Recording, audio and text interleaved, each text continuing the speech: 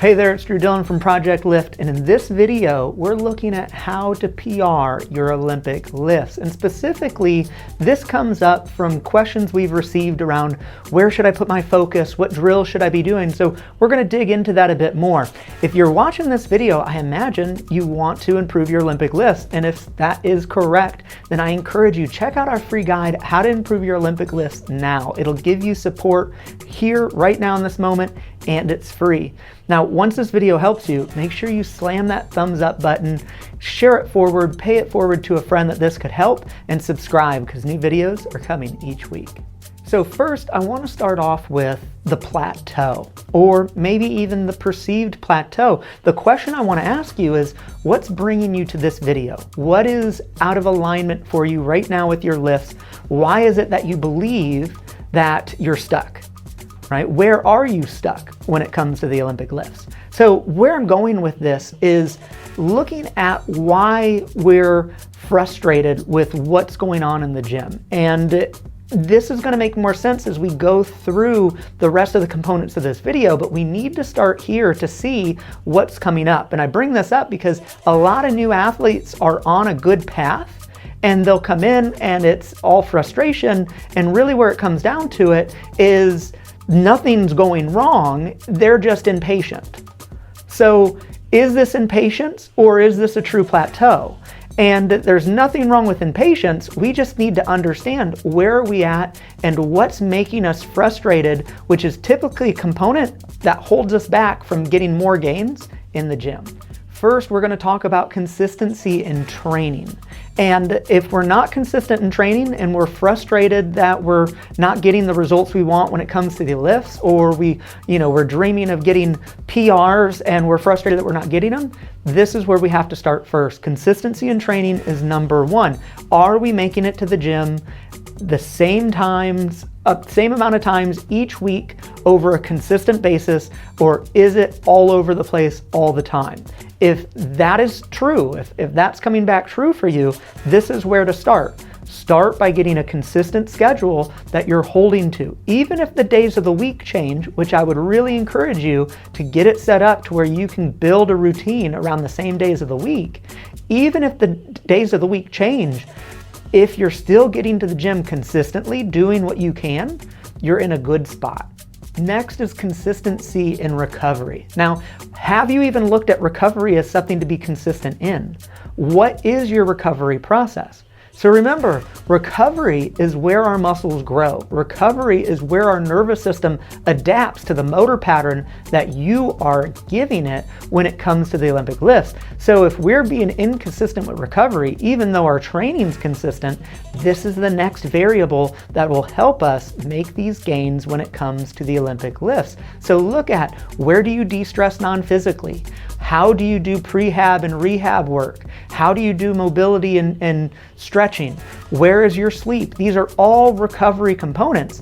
And if these components are being consistent, then excellent. If you're out of alignment in one of these areas, put your attention there. It's going to pay off in a big way. Finally, we're coming to consistency in movement. And typically, this is where most athletes' minds are. It's something's up with my movement. I need to change my movement to get bigger weight. And that's typically where new athletes and many athletes, even if they've done it for a couple years, where their mind's at. So how in the world do we know if we're moving consistently? Now here's the kicker. When it comes to this component, this is where a coach is key. Do you have a coach? Do you have someone that's able to give you feedback on your movement? If you don't, then you are going to have to be a coach to yourself. But notice how I put that pause in there, because you need to go through what coaches go through when they train other people for yourself. And if you're unwilling to do that, then pony up and get yourself a coach. But if you are willing to do that, then you need to look at the movement system that you're learning, wherever you found it, and break it down into its components. Are you able to move from the floor to the knee consistently? Are you able to move from the knee to the hip consistently? Are you consistent off the hip? How are you turning the bar over? Is that consistent? So I've just broken down the lift into multiple pieces that we can now evaluate around consistency. And as you're working in that system, that's what you're trying to build drills around, to build consistency so you can move the same way on each and every rep, which will make each and every rep feel similar, and that can really allow you to maximize the gains possible for your lifts. The next area we're looking at when it comes to PRing your lifts comes down to mindset. Now, if you've been in weightlifting for any amount of time at all, I hope you've realized how much your mindset can impact an individual lift, can impact an individual training session, can impact an individual competition. Mindset for me is much more than physicality, right? You can be strong, you can be fast, and I've seen some of the strongest, fastest people just destroy themselves with their minds, more so than people that don't have their strength or speed or talent. So when we get into mindset, what we need to start off with is, do we have a clear goal? What are we doing? So are we frustrated? Are we creating frustration around wanting bigger lifts, not getting bigger lifts quick enough, to the point that we're looking at people on Instagram and getting frustrated when we're watching somebody on the world team moving great and we're nowhere near that, and here we are in a bunch of frustration? Do you want to be on the world team? Is that a goal? Have you set it? Do you just want to be really strong, really fast, and design a life that generates a bunch of happiness for you, right? Do you want to do that? What is it that you want? We have to start there, because if we're unclear with what we want, we can create many stories and mind games that will torture us in the process.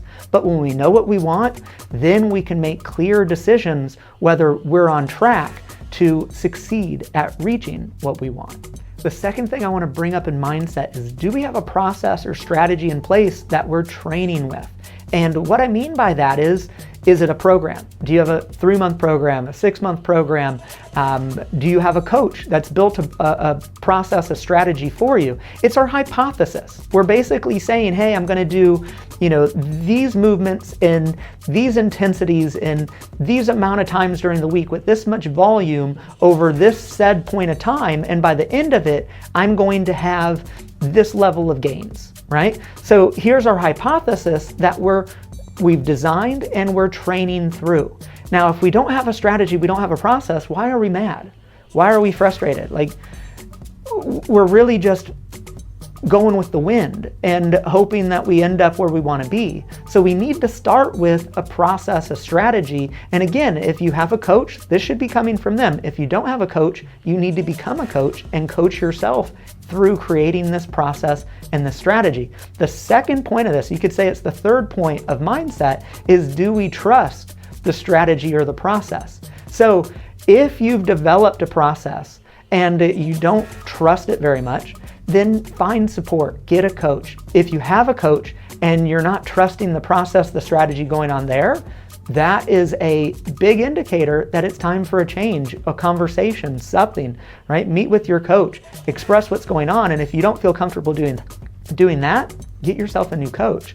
So we need to trust the process and strategy that we're on so we can go through and test our hypothesis. Is this recipe giving me the results that I want? And we need to trust that process to the end, holding to our strategy to see if it pays off. And if it pays off, we can make modifications, we can adjust, we can run it again, we can build off of that. However, if we don't have a strategy, we don't have a process that we're testing to then build off of, we really don't have much. So this really wraps up an area of how to PR your Olympic lifts. We need consistency in training, consistency in recovery, consistency in movement, right? And then keep in mind the mindset of, where are you going and what is your strategy to get to where you want to go, okay? So where are we going?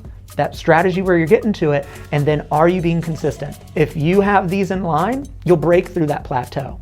Promise you will. If all of those in line and you still aren't, that's where you need some outside support. Let someone support you, because we don't know what we don't know. And that's the bigger kicker, because our blind spots are there. Other people can see them. We technically can't. That's why they're a blind spot. Let someone help point out that blind spot to you. So good luck. Let us know in the comments how this supported you. Really curious to see where are you all in your strategies, how you put them together, and what are your goals. So until next week.